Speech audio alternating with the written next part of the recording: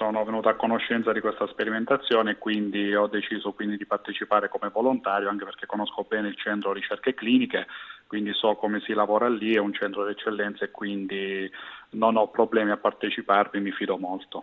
Silvio Sacchetti, project manager, è uno dei primi 6 volontari che parteciperanno alla sperimentazione del vaccino italiano anti-Covid.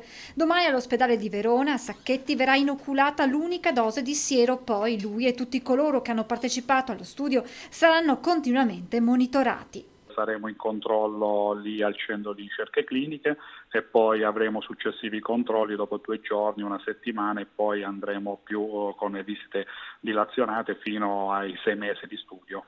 La sperimentazione infatti avrà una durata di 6 mesi, durante i quali, spiegano gli scienziati, si analizzerà l'eventuale comparsa di controindicazioni nei volontari e se questi avranno prodotto anticorpi contro il virus.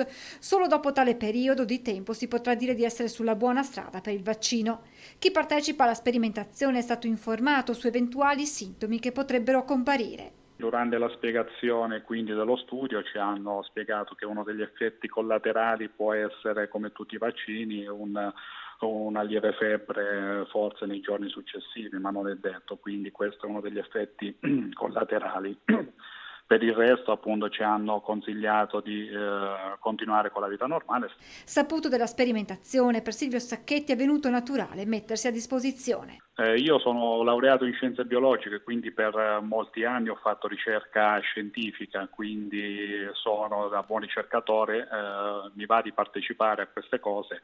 Inoltre adesso, essendo un manager di trial clinici, lavorando nel campo clinico, quindi se c'è modo di partecipare, da aiutare per sperimentare qualcosa, mi fa piacere parteciparvi.